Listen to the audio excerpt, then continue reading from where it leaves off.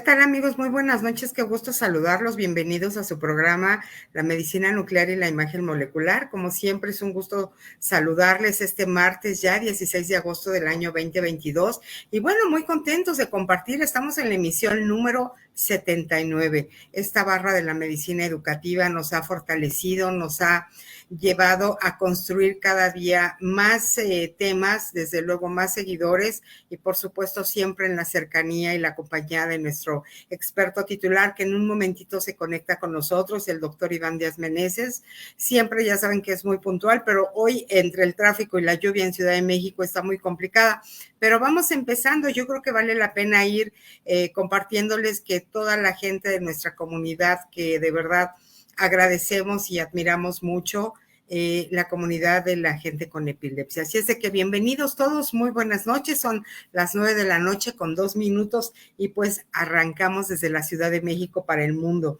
Y bueno, pues muchísimas gracias Innotec por tu gran cortesía, siempre acompañándonos en estas noches de la barra de la medicina educativa y desde luego pues sumando a todo lo que es la vinculación, la medicina, las organizaciones civiles, el público en general, que es muy importante para nosotros. Muchas gracias por estar con nosotros cada martes que nos acompañas. Y bueno, bienvenidos a esta su barra de la medicina educativa. Y el tema de hoy es súper importante. Fíjense nada más, la medicina nuclear y la imagen molecular y la epilepsia.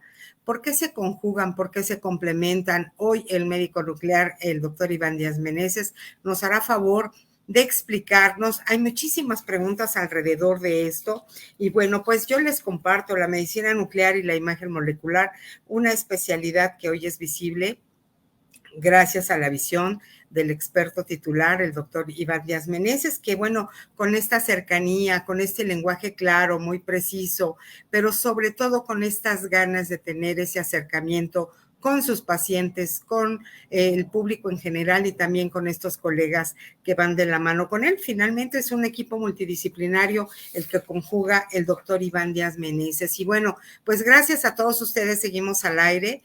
De verdad lo agradecemos mucho. Finalmente ustedes con el doctor y el equipo de producción, desde luego todo es un gran equipo. Y bueno, aprovecho para darle las gracias siempre a nuestra casa Promoesterio, siempre muy pendiente de los detalles de esta producción, nuestra querida Celia González, nuestra productora, que es nuestra fundadora también, nuestra productora aquí en Medicina Nuclear. Cheli, querida, gracias, nuestra querida Belén Aspeitia, también en redes sociales, que ha sido una punta muy importante para este desarrollo de las redes sociales. Ya saben que esto es un boom en todo esto de la tecnología. Y bueno, gracias a Belén, gracias a Cheli. Muchísimas gracias a todos ustedes por acompañarnos. Y bueno, mientras tanto, vamos a platicarles, ustedes ya lo conocen, pero quien no lo conoce, vamos a platicarles quién es el doctor Iván Díaz Meneses, profesional de la medicina nuclear y la imagen molecular, formado en el Centro Médico Nacional Siglo XXI, el Instituto Nacional de Cancerología y el Instituto Nacional de Neurología, con posgrados de alta especialidad médica en neurociencias nucleares y oncología nuclear. Amplia experiencia de más de 10 años en la práctica clínica. Su desenvolvimiento lo llevó a los ámbitos privado y público con presencia e influencia profesional en México y el extranjero.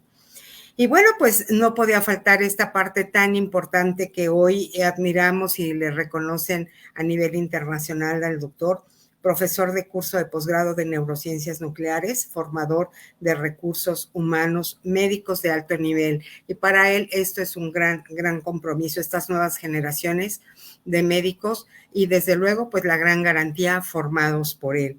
Un rotario con alto compromiso social. Este brazo social del doctor forma parte de su personalidad y desde luego tiene que ir acompañado de toda la labor que él hace. Y pues nuevamente, Innotec, muchísimas gracias por tu cortesía, gracias por estar siempre acompañándonos en estas noches de vinculación, de aprendizaje y esta barra de la medicina educativa que ha sido tan importante para todo nuestro público en general. Y bueno, pues la medicina nuclear y la imagen molecular es el primer programa radiofónico dedicado a la divulgación de la medicina nuclear y la imagen molecular desde México para el mundo.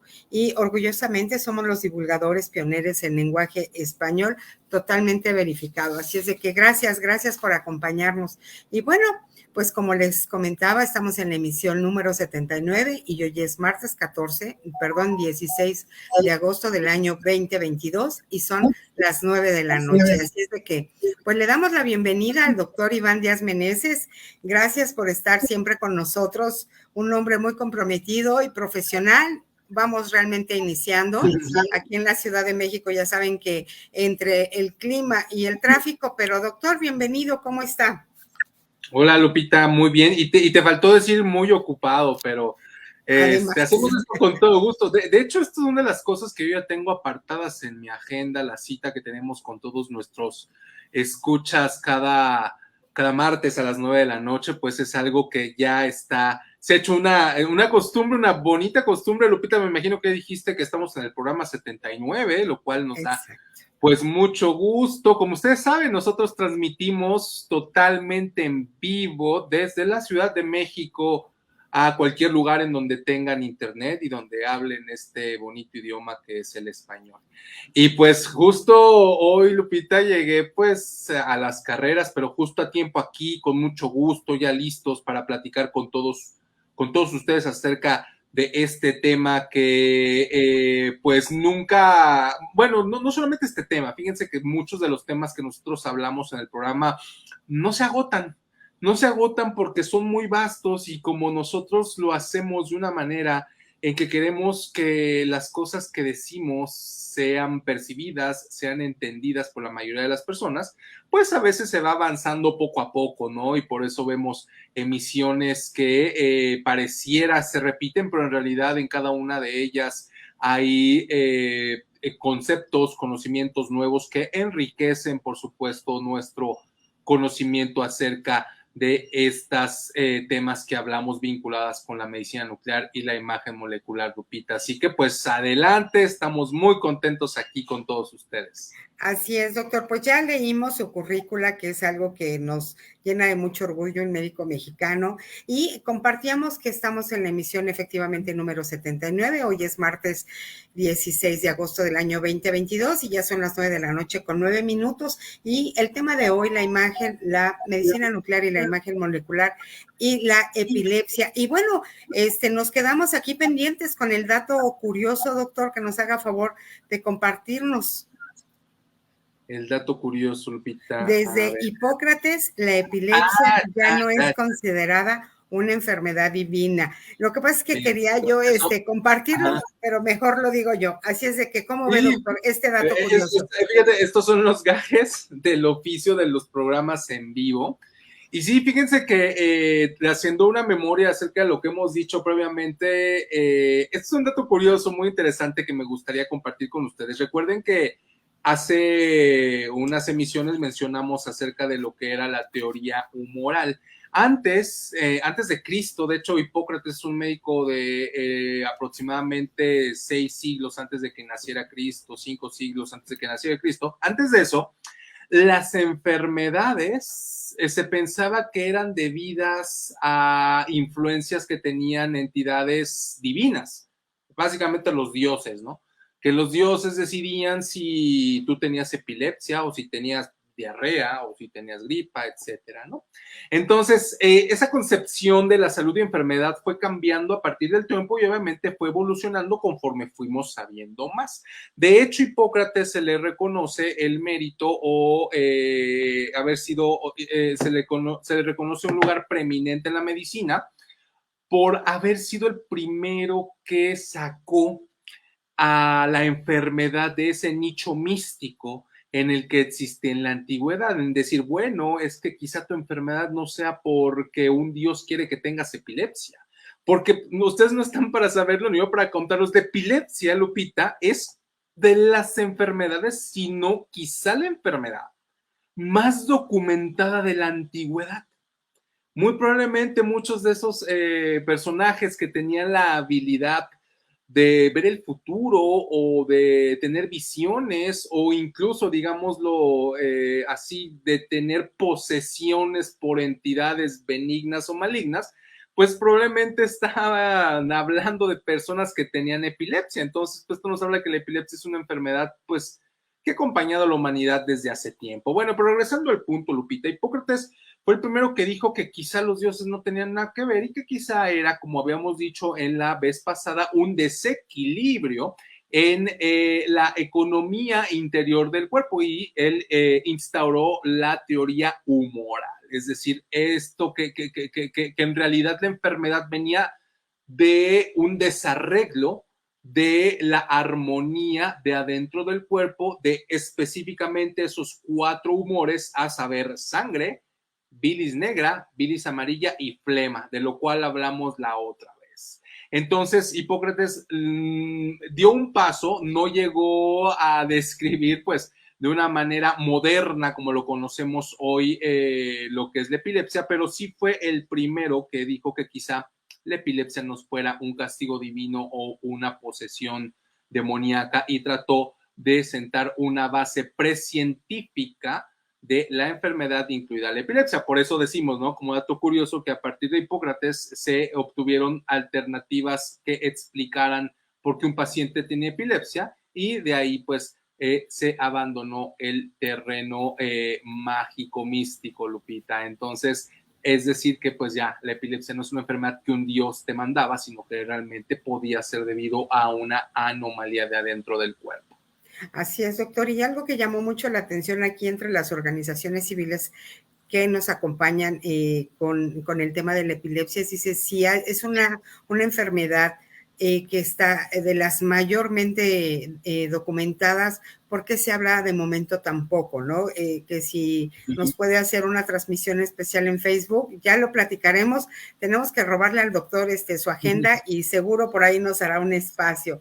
Y bueno, pues continuando con el programa, amigos, los días mundiales, el segundo lunes de febrero se conmemora el Día Internacional de la Epilepsia. Es algo que preguntaban si era en estos días. No, es el segundo lunes de enero. Y bueno, para entrar un poquito en el contexto editorial del tema el día de hoy, entre 6 y 7 de cada 10 pacientes con epilepsia logran el control de su enfermedad, lo que les permite recuperar su calidad de vida social y laboral al evitar las constantes crisis convulsivas que caracterizan a este. Y bueno, en el transcurso del programa iremos dando este tipo de información para que todos ustedes nos acompañen. Nuestras redes sociales ya las ubican, estamos Instagram, Twitter y Facebook completamente en vivo desde la Ciudad de México. Y bueno, pues muchísimas gracias, Innotec, siempre comprometido con la información, la salud y desde luego un gran amigo de este programa. Saludos desde México a todo Latinoamérica, Estados Unidos, Europa, y bueno, pues el gran reconocimiento al doctor Iván Díaz Meneses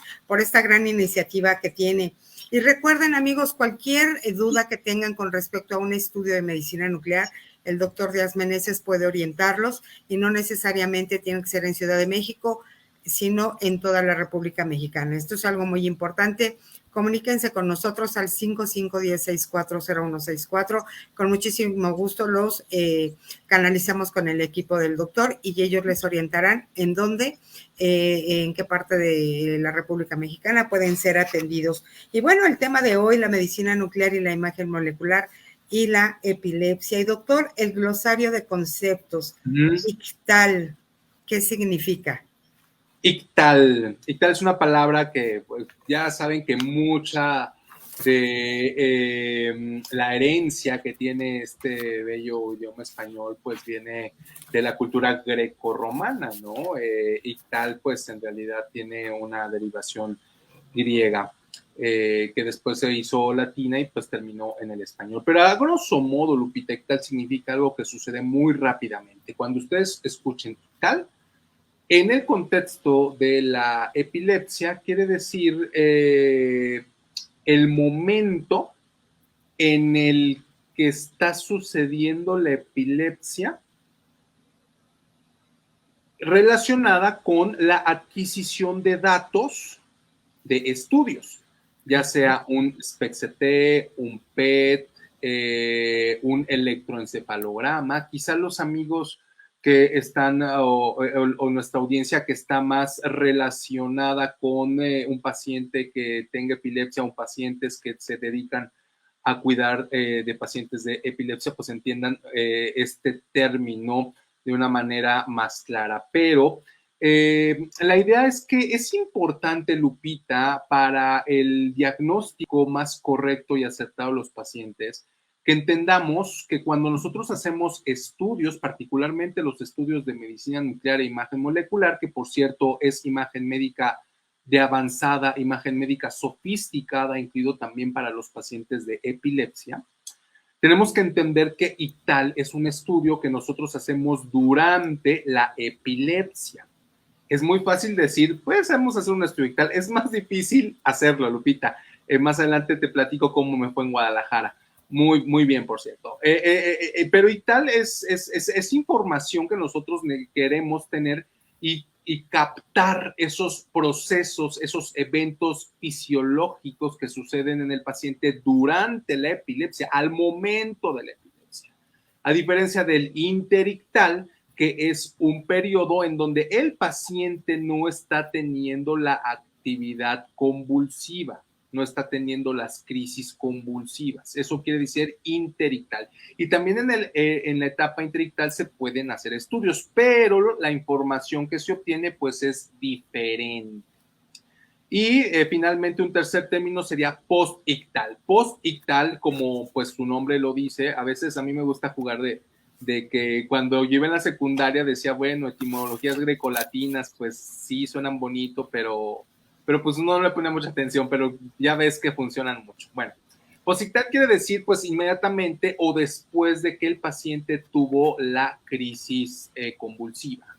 Y las de saber, Lupita, que los eventos fisiológicos, porque estamos hablando aquí de los eventos fisiológicos, y bueno, también cómo el paciente se presenta al exterior, es decir, si tiene la convulsión, si ya se quedó como medio despierto, como medio ido, como dormido, o cómo está en el periodo en que no ha tenido la epilepsia. Estos eventos son totalmente diferentes y ello nos ayuda a nosotros pues a tratar de determinar en pacientes que así lo requieren, pues cuál sería la zona de inicio de la epilepsia. Entonces hay que saber identificar todos estos términos y tal cuando nosotros ya nos salimos del terreno médico, del terreno de la epilepsia, pues y tal, como les decía, es algo que sucede muy rápido. Y tal como hay una pintura que a mí me llama la atención o una frase que dice in ictu oculi, que quiere decir en un abrir y cerrar de ojos. Allí encontramos la palabra ictal. En un abrir y cerrar de ojos, pues pueden pasar muchas cosas, Lupita. Entonces, y como la actividad epileptogénica, la mayoría de las veces, no en todas, es corta. Si ustedes no han tenido pues la experiencia de ver una crisis epiléptica o por obvias razones, o sea, no están inmersos en esto, pero deben de saber que las crisis epilépticas hay unas que son muy breves, que duran segundos. A lo mucho las crisis, entre comillas, breves, más prolongadas, pueden durar 1 minuto o 2.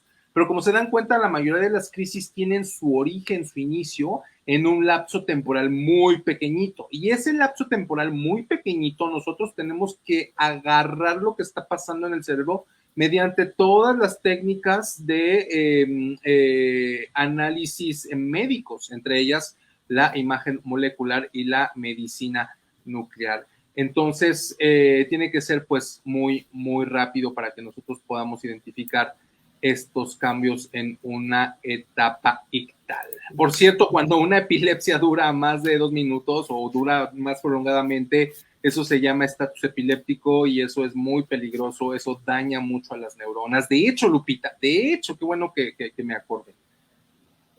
Es sabido que la epilepsia es la enfermedad neurológica que más daña a las neuronas. ¿Y esto por qué es importante? Pues porque las neuronas nos hacen ser lo que somos, Lupita. Nos hacen ser seres humanos.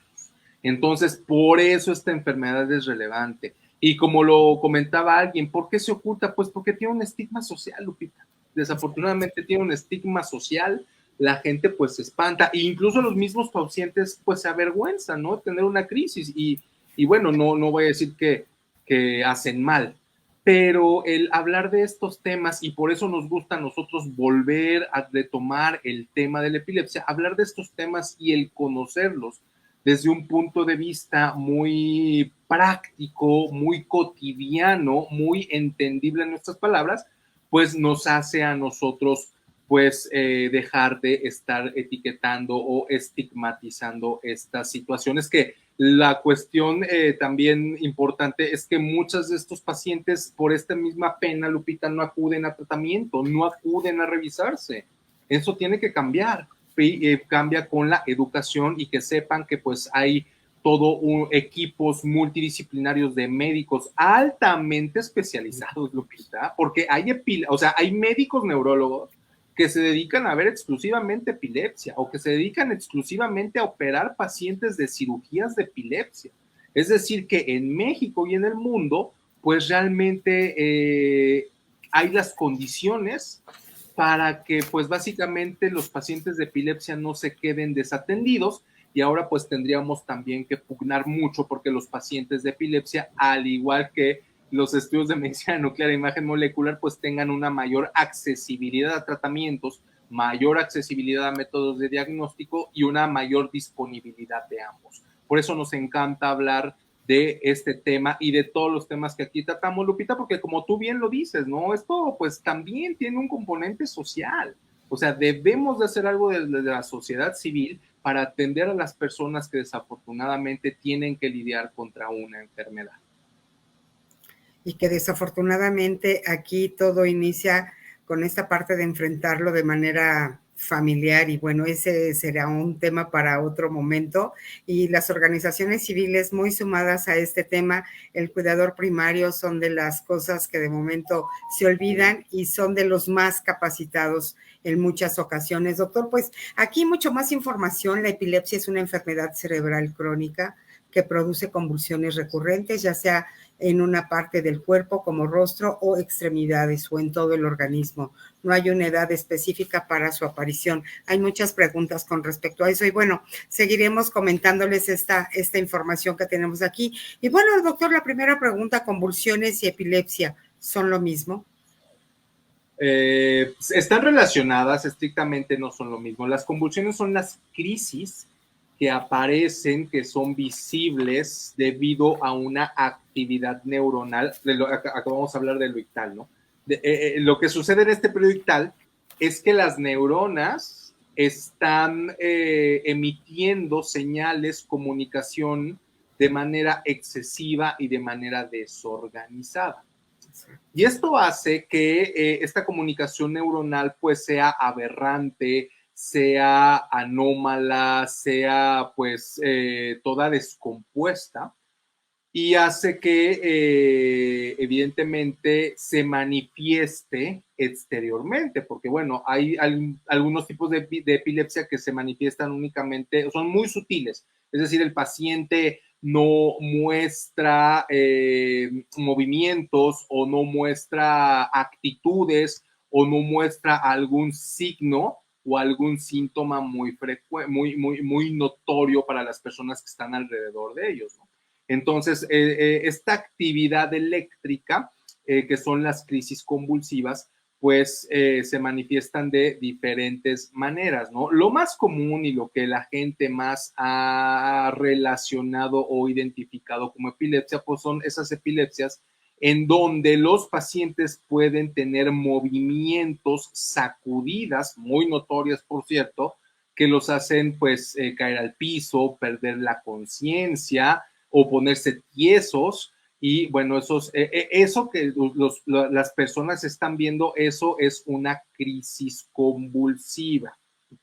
Ahora bien, bueno, y les decía que había otras manifestaciones más sutiles, por ejemplo, las famosas o que han escuchado las crisis de ausencia, donde las personas están como perdidas, están como idas, ¿no? A lo mejor no tienen esos movimientos tan severos, pero también es un tipo de epilepsia. Y acabé de decir, Lupita, que tipos de epilepsia hay muchos, ¿eh? Hay muchos tipos de epilepsia, y tanto te decía que se necesitan pues, epileptólogos para conocerlas todas. Bueno, entonces, eso es una crisis convulsiva, ¿no? La actividad. Pero, ¿qué sucede?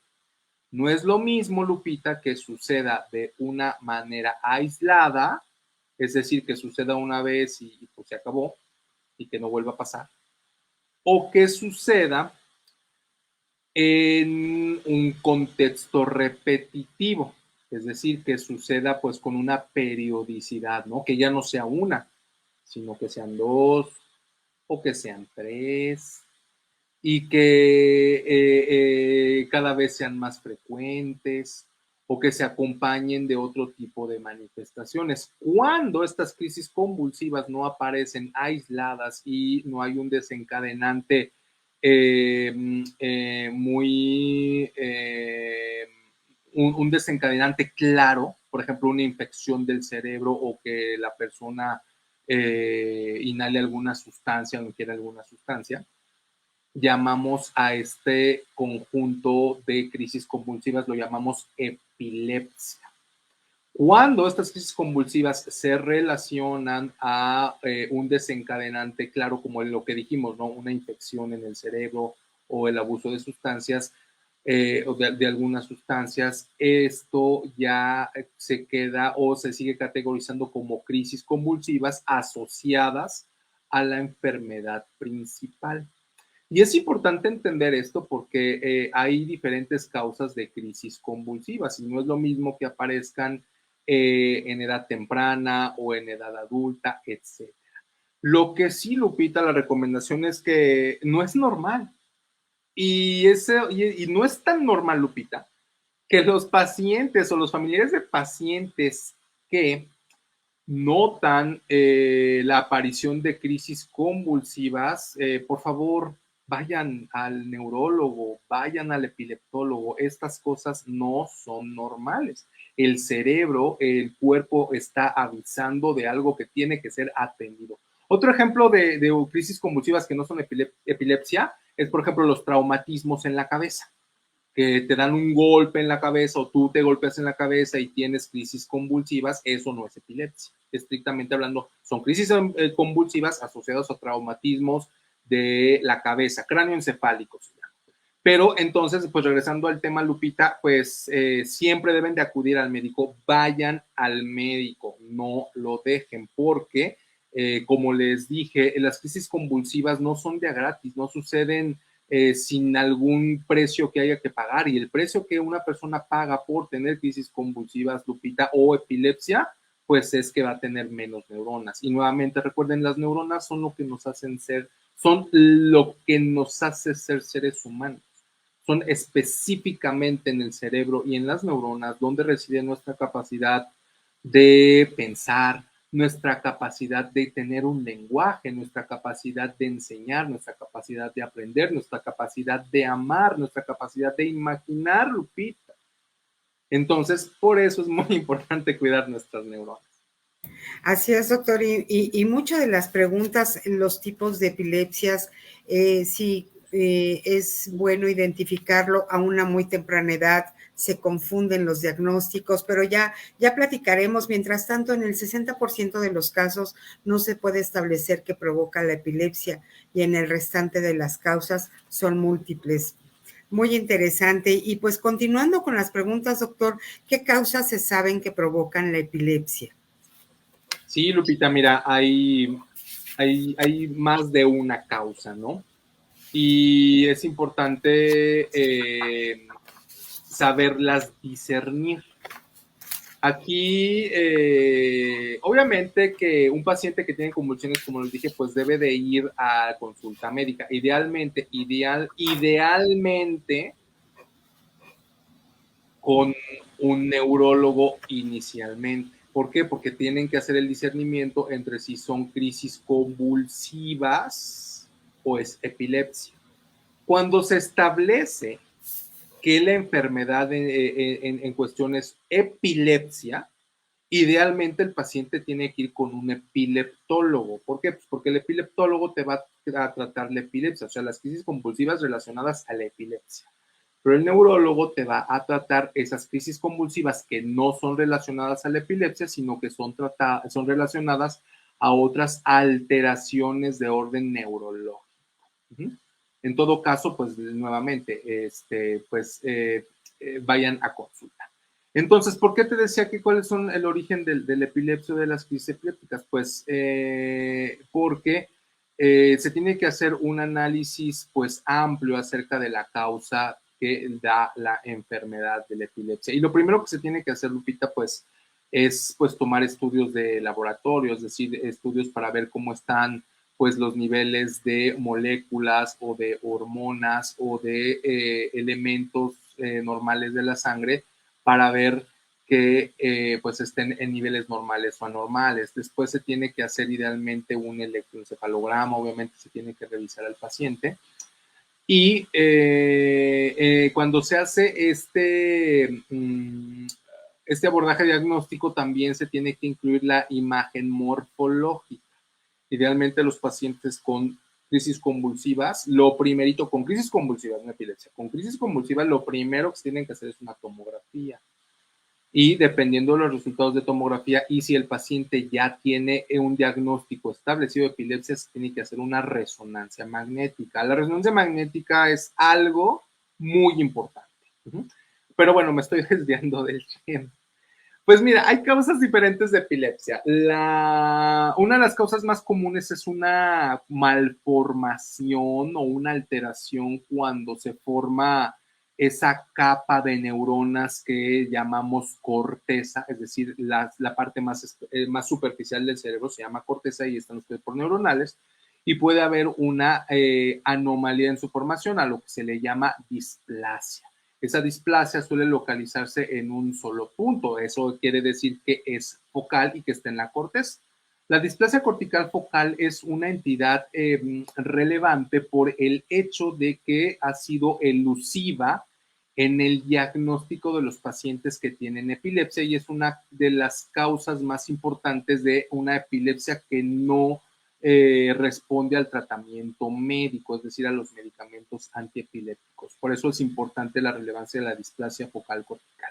Otra causa, por supuesto, Lupita, son los traumatismos. Esa pregunta la hacen mucho. Oiga, doctor, si un golpe. Pues la respuesta es que sí, o sea, puede ser de manera muy en el momento, Lupita, después de que el paciente tuvo el golpe, pues puede tener crisis convulsivas. Pero ¿qué pasa cuando después de ese periodo agudo del traumatismo, pues hubo una lesión en el cerebro y esa lesión cicatrizó? Pues esa lesión puede provocar que las células que están alrededor de esa cicatriz se hagan displásicas. Nuevamente, la palabra displasia cortical. Se hagan displásicas y esas células displásicas pues pueden provocar epilepsia. Otra, por ejemplo, muy común a los niños que tienen calentura, que les da fiebre, que la temperatura, y esto es muy común en niños, ¿no? Las crisis febriles. Es decir, cuando un niño tiene, no sé, un proceso gastrointestinal, por ejemplo, diarrea o de vías aéreas, que se acompaña con fiebre y la fiebre es muy alta, pues los niños pueden tener crisis febriles y eso pues les puede predisponer a que padezcan epilepsia pues más adelante en el desarrollo de su vida, ¿no? Otra causa de epilepsia pueden ser tumores que se desarrollan en el cerebro, sobre todo tumores de bajo grado, que pueden llegar a nuevamente provocar modificaciones en la corteza y que esa corteza se haga epileptogénica. También las malformaciones vasculares, Lupita, pueden llegar a provocar que los pacientes tengan epilepsia. Una malformación vascular, para que me entiendan, es que los vasos sanguíneos que están adentro del cerebro igual se desarrollan de una manera anómala y bueno, eso hace que tengan este tipo de problemas. Otra cosa muy importante, Lupita, fíjate, la cisticercosis. Seguramente han oído hablar de la cisticercosis cuando uno come carne de cerdo que pues tiene huevecillos de Taenia solium y aparte la Taenia solium es un parásito, para que me entiendan. No vamos a andar en eso. Es un parásito, tiene huevecillos de este parásito en la carne. la carne no se cose bien, la gente se la come, esos huevecillos eclosionan en el cerebro de las personas y les provoca epilepsia o le provocan crisis convulsivas. O cuando, bueno, sí les provocan epilepsia, primero les provocan epilepsia, crisis convulsivas y luego les provocan epilepsia, pues porque pues ahí se queda el microorganismo, ¿no? El cuerpo lo logra contener, el cuerpo lo logra neutralizar, matar o tenerlo en estado latente, pero ahí está. Y eso puede provocar también crisis epilépticas. Aquí hay algo muy importante. Hay algunas de estas alteraciones que se ven fácilmente en una tomografía o en una resonancia magnética. Otro caso es un sangrado, por ejemplo. Bueno, pero el sangrado te provoca más bien crisis convulsivas asociadas al sangrado, no tanto epilepsia. Bueno, entonces, por eso es importante que se sepan hacer este tipo de estudios. Pero, Lupita, aquí viene el pero, no todos los pacientes con una epilepsia focalizada se logra visualizar una anomalía en los estudios de tomografía y resonancia magnética. Por eso los pacientes deben de entender, los pacientes que tienen que ver que tienen epilepsia o los cuidadores de pacientes con epilepsia, tienen que entender que los métodos de diagnóstico no invasivo no se agotan con la resonancia magnética. O sea, está todavía la medicina nuclear y la imagen molecular que en pacientes seleccionados puede aportar mucha información. Por ejemplo, en esos pacientes en donde los estudios son normales o en donde los estudios no muestran claramente una anomalía. Me refiero a normales estudios imagenológicos, porque obviamente el electroencefalograma pues no va a ser normal, ¿no? Pero a veces el electroencefalograma no logra captar el sitio del inicio focal de la epilepsia. Y en esos casos, pues el electroencefalograma te puede decir, bueno, sí sé de qué lado está, pero no sé en dónde de el lado. O te puede decir, bueno, sí sé en dónde, en dónde está, pero no sé si está del lado izquierdo o derecho. Para eso los estudios de medicina nuclear funcionan pues bastante bien, Lupita. Entonces, a estos tipos de epilepsia, pues les corresponde diferentes métodos de diagnóstico y cuando no se logra identificar una anomalía en las imágenes de resonancia magnética o tomografía, pues los estudios de medicina nuclear e imagen molecular, llámense PET-CT o SPECT-CT, son muy útiles. También hay que diferenciar, Lupita, las epilepsias focales y las epilepsias que son parciales de las epilepsias que son generalizadas y que son complejas. Complejo quiere decir que pierden el estado de conciencia, porque no todos los pacientes que tienen epilepsia pierden el estado de conciencia y no todos los pacientes que tienen epilepsia pues hacen los movimientos tan dramáticos tónico-clónicos. Entonces hay que diferenciar todos estos tipos de epilepsia y en general el experto en hacer eso es el epileptólogo y el experto en dar tratamiento en eso es el epileptólogo. Pero bueno, pueden empezar consultando incluso con un médico general, o sea, hacer un diagnóstico de crisis convulsivas no es difícil. Un neurólogo te va a ayudar a tratar de hacer el discernimiento de si es una crisis convulsiva asociada a una enfermedad o si es epilepsia. Y un epileptólogo clínico te va a tratar de manera, pues con la mayor competencia profesional, porque son los que más saben, una epilepsia. Entonces ahí lo tienen más o menos como es la asignación del médico que le corresponde a cada caso particular de paciente, Lupita. Así es, doctor. Pues otro dato muy importante a nivel mundial, alrededor de 70 millones de personas tienen epilepsia. En México se estima que se tiene una prevalencia entre el 10.8 a 20 casos por cada 1,000 habitantes. Interesante, y muchas veces uno desconoce, pues de entrada, qué es, desconoce quién en la familia puede tener. Y otra de las preguntas muy insistentes, doctor, ¿esto es hereditario? Pues sí hay ciertos tipos de epilepsias que son hereditarios y que se asocian a anomalías genéticas. Este tipo de epilepsias, Lupita, suelen ser epilepsias que se pueden desarrollar a temprana edad. Suelen ser generalmente epilepsias generalizadas, no parciales, no focales, sino epilepsias generalizadas, y pueden agruparse en complejos sindrómicos. Es decir, la epilepsia que sucede acompañada de otros signos y síntomas o incluso características visibles en los pacientes. Entonces, pues sí hay epilepsias que son hereditarias. Cuando se sospecha de una epilepsia hereditaria, lo mejor que pueden hacer los pacientes, bueno, en principio quien determina si es una epilepsia hereditaria o no, pues es el epileptólogo clínico, nuevamente, el epileptólogo, bueno, y también, bueno, sí, el epileptólogo es el experto. Entonces el epileptólogo probablemente, si está ante un caso de epilepsia hereditaria, pues pudiera recomendar la intervención de un especialista en genética médica, pues para que le hagan al paciente su panel genético. A veces también el consejo genético es importante porque pues si esto se puede heredar, pues es algo que se tiene que tener en consideración. O sea, como pueden ver, hay muchos profesionales de la salud, muchos especialistas interrelacionados, pero sí hay algunos tipos de epilepsia que tienen un sustrato genético, Lupita. Ok, doctor, muchísimas gracias. Pues continuamos. ¿Qué es la epilepsia resistente a medicamentos, doctor? Resistente. La epilepsia resistente a medicamentos. Sí, Lupita, mira, como les decía, hay muchas epilepsias que con medicamentos, cuando son bien administrados, Lupita, nuevamente, quién sabe cuál es el mejor medicamento para cada tipo de epilepsia, para cada paciente en particular, es el epileptólogo clínico. Entonces, cuando estos medicamentos están bien administrados, están bien prescritos, hay muchos pacientes, casi 2/3 de los pacientes logran el control de su epilepsia.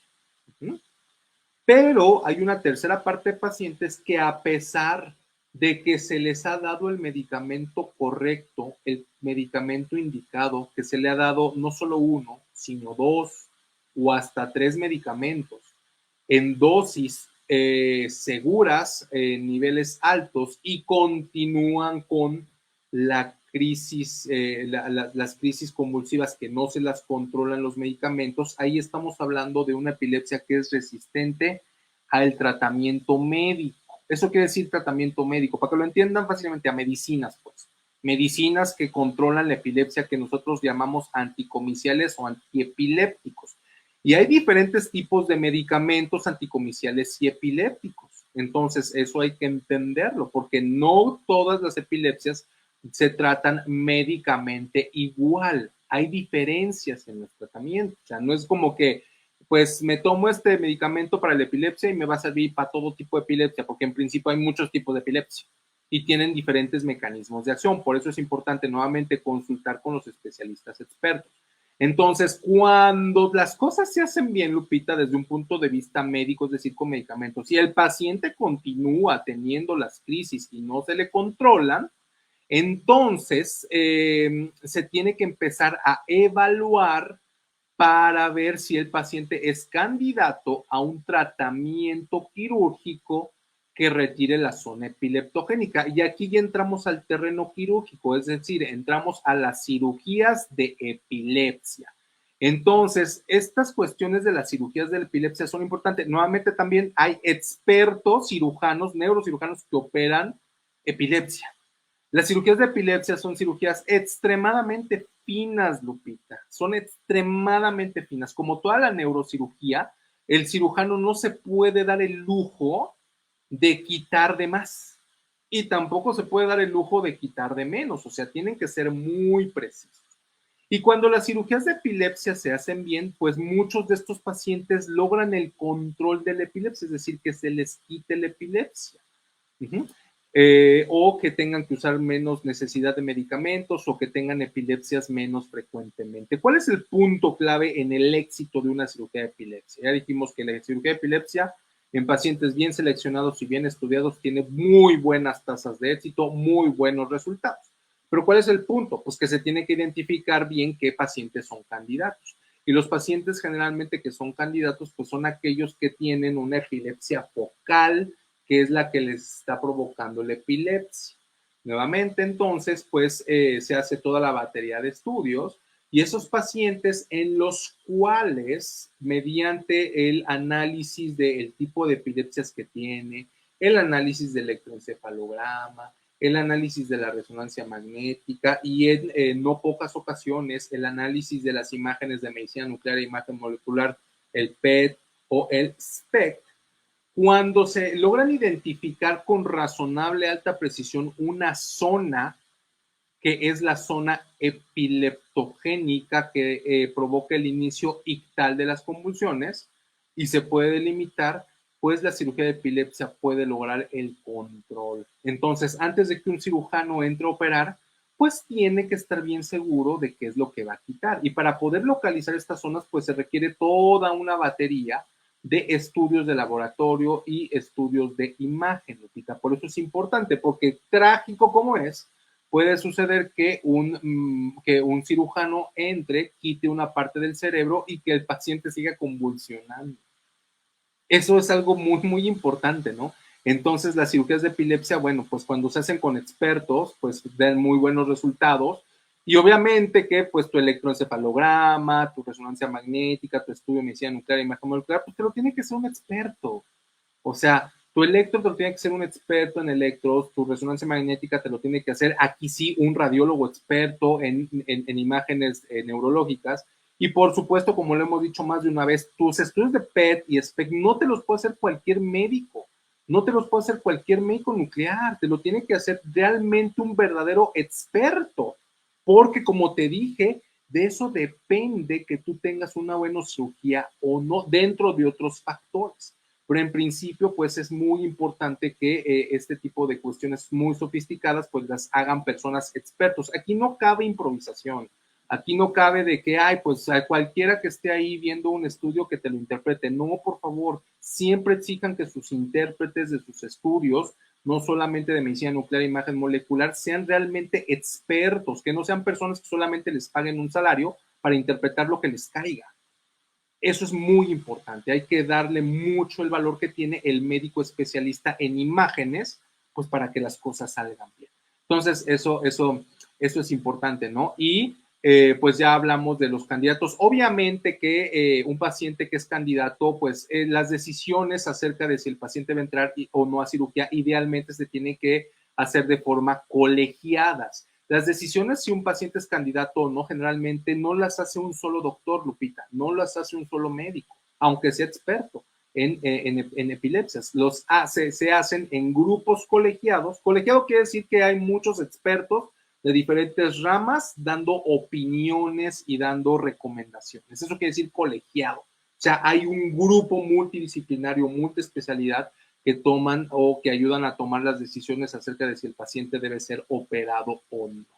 Entonces, esto es bastante importante, Lupita. Hay otro tipo de cirugías de epilepsia, por ejemplo, bueno, ahorita hablamos de las cirugías focales, ¿no? Pero hay unos tipos de epilepsia, Lupita, en pacientes que tienen unas epilepsias generalizadas, sobre todo en niños más pequeñitos, en donde lo que se hace es una callosotomía, que básicamente es desconectar una parte, el cerebro derecho con el cerebro izquierdo, ¿no?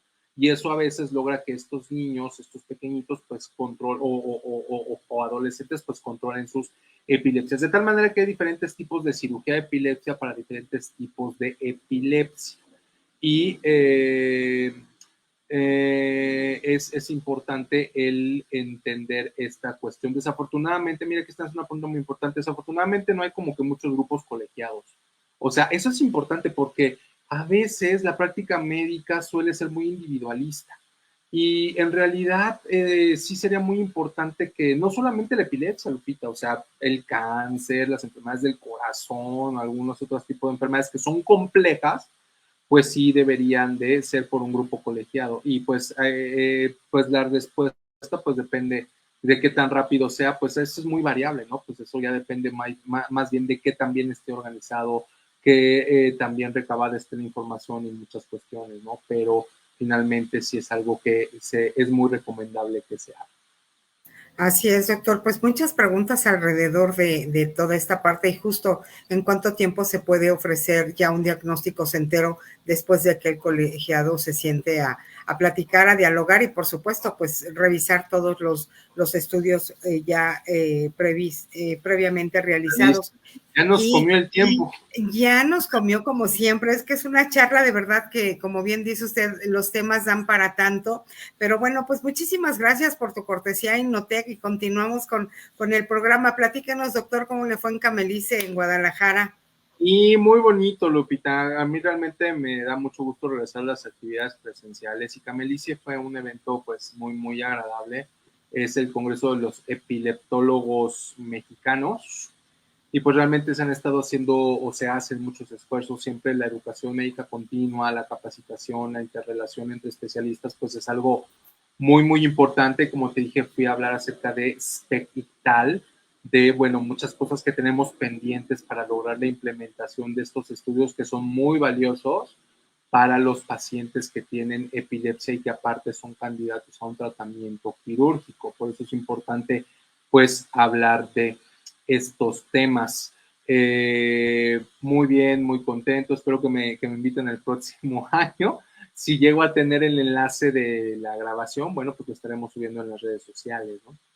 Y bueno, otra cosa también importante es el evento que estamos organizando del colectivo Medicina Nuclear e Imagen Molecular, nuestro primer evento presencial en donde pues básicamente estamos dando el pistoletazo de salida para las actividades pues ya más en forma, más enfocadas. Me da mucho gusto el que lo que nació o se concibió como una idea, después se hizo un proyecto y ahora pues ya está tomando forma.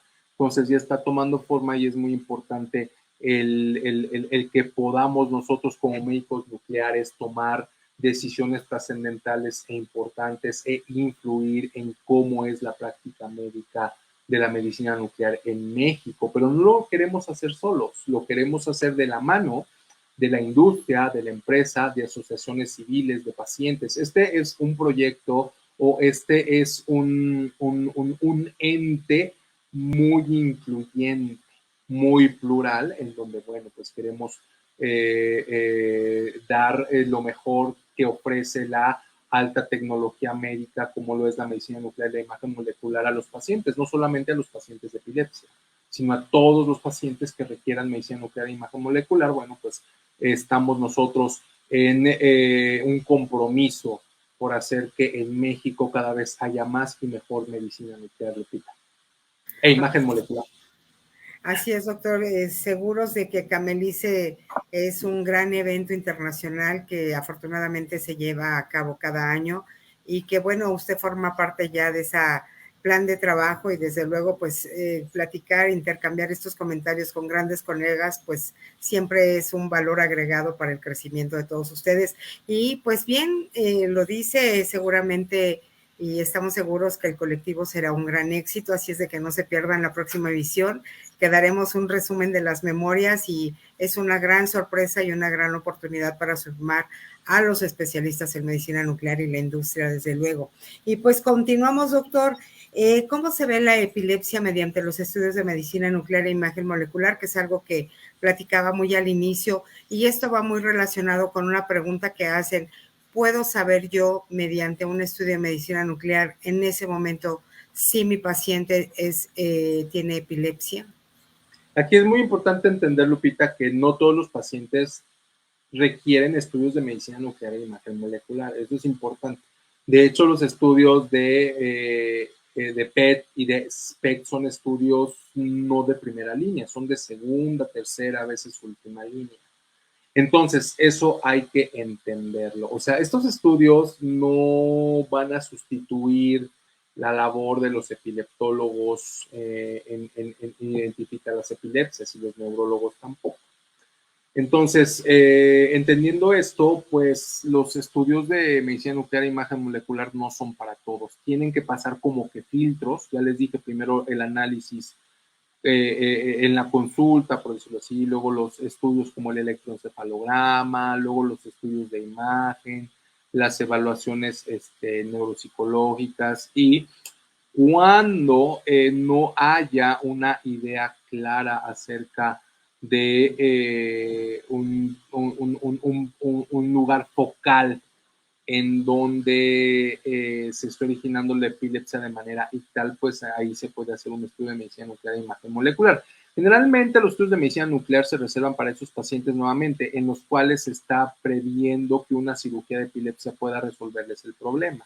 Otra indicación, por ejemplo, que podría tener la medicina nuclear, los estudios de medicina nuclear e imagen molecular es en esos pacientes que, como te dije, entran a cirugía se les hace una remoción de parte del cerebro y continúan con la epilepsia. O sea, hay que seguir buscando, hay que seguir tratando de encontrar a dónde está esa zona epileptogénica. Entonces, también en pacientes postoperados que requieren pues una nueva localización de la zona epileptogénica. Por ejemplo, esos pacientes que tuvieron un tumor cerebral, que se los quitaron, dijimos que los tumores podían provocar epilepsia, ¿no? Bueno, hay casos, por ejemplo, en donde a los pacientes se les quitan los tumores y pues están en el seguimiento y de repente empieza a aparecer nuevamente una epilepsia y que aparte es de difícil control. Entonces tenemos dos tareas. Primero, verificar que el paciente no tenga una recurrencia o que el tumor le haya regresado, que esa sea la causa de que el paciente vuelva a tener la epilepsia.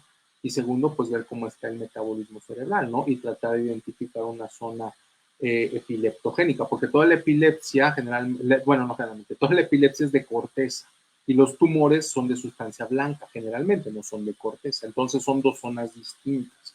Entonces hay diferentes contextos clínicos en los cuales podemos nosotros ver epilepsia. En los estudios interictales, ya les dije, los que no suceden cuando el paciente está convulsionando, se hacen estudios de PET con FDG, que son los más ampliamente disponibles y los más bueno, iba a decir los más comunes, bueno, para mí pues sí son cosas de todos los días, no son bastante comunes, pero son estudios los más disponibles, pues para que me entiendan, son estudios en donde lo que nosotros buscamos son zonas que estén disfuncionando, que estén funcionando de manera normal y la pauta metabólica que nosotros vemos, pues es zonas que estén funcionando de menos en el estudio del PET con FDG que mide metabolismo energético.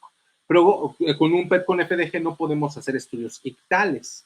Para hacer un estudio ictal, como les comenté, y tratar de agarrar precisamente el sitio de la epilepsia, nosotros tenemos que hacer un SPECT de flujo sanguíneo cerebral. Ajá.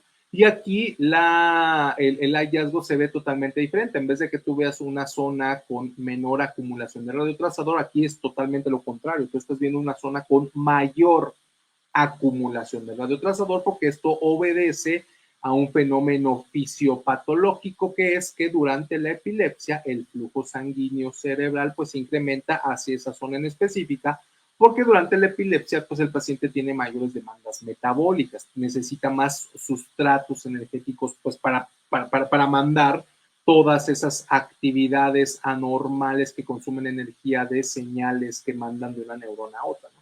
Entonces, por eso les decía, es muy importante el saber hacer o cómo programar los estudios para que realmente veamos esos fenómenos que se ven muy claramente en los estudios de medicina nuclear. O sea, no hay una mejor manera para identificar un estudio, una zona ictal que con un estudio de medicina nuclear e imagen molecular, pero hay que saberlo hacer. Así es, doctor. Pues fíjese que una de las preguntas que acaba de llegar con respecto a lo que usted dice, una que, bueno, ¿con qué organizaciones civiles se pueden acercar la gente que esté apenas con pacientes por primera ocasión y quieren tener más apoyo? Y la segunda es, ¿para controlar la epilepsia puede ser a través de la alimentación y ciertas vitaminas? Sí, fíjate que se ha investigado mucho, algo que está muy, muy en boga, es, bueno, a lo mejor para mí es muy reciente, ¿no? La dieta cetogénica, pero nuevamente, consulten con un epileptólogo. El epileptólogo, ellos les van a decir, hay muy buenos epileptólogos en México, de verdad, son muy buenos. Ellos les van a poder decir con respecto si un cierto tipo de epilepsia se puede mejorar mediante una dieta en específico. Ya mencioné yo la dieta cetogénica, ¿no? Pero pues es algo que los pacientes no tienen que probar de manera empírica o de manera sin supervisión médica. O sea, siempre se lo tiene que prescribir o se lo tiene que recomendar un médico, de preferencia un epileptólogo. Muy bien, doctor. Pues muchísimas gracias. Siempre es un gusto escucharlo y desde luego recibir a toda la gente que nos acompañó el día de hoy. Gracias a todas las organizaciones civiles que estuvieron muy pendientes de estar con nosotros el día de hoy. Hay mucho interés sobre este tema. Agradecemos muchísimo la cortesía de Innotec. Muchísimas gracias. Una tecnología mexicana, orgullosamente de todos ellos, ingenieros mexicanos. Y el tema de hoy fue la medicina nuclear y la imagen molecular y la epilepsia. Y bueno, doctor, nos despedimos. El doctor Iván Díaz Meneses, titular de este espacio radiofónico, médico nuclear. ¿Qué nos deja para esta semana? Pues que nos den los mejores deseos, Lupita. Ahora sí les voy a pedir un favor a todos nuestros escuchas. Mándenos buenas vibras, buenos deseos para que este proyecto del colectivo Medicina Nuclear e Imagen Molecular siente las bases para una mejor práctica, una mayor disponibilidad y accesibilidad de la medicina nuclear y la imagen molecular en México. Eso es lo que les pido muy especialmente en este día, porque pues ya va a ser pronto, va a ser el próximo sábado el evento, y pues tengan también la bondad de ser felices, de ayudar al prójimo, comer frutas y verduras, de cuidarse mucho y estar muy al pendientes para nuestra cita la próxima semana, Lupita. Así es, doctor. Pues muchísimas gracias a todos los que nos escuchan, nos ven, que nos ven a través de los podcasts y pues muchísimas gracias, Innotec. Gracias porque siempre al acompañarnos cada martes, para nosotros es un privilegio tenerte y sumarte en esta barra de la medicina educativa. Soy Guadalupe Mayorga y yo le deseo de manera personal al doctor Díaz Meneses y ese gran respaldo que tiene, que es una familia increíble, que será todo un éxito, este gran inicio del colectivo Medicina Nuclear MX. Hasta pronto, buenas noches. Muchas gracias, adiós. Bye, bye.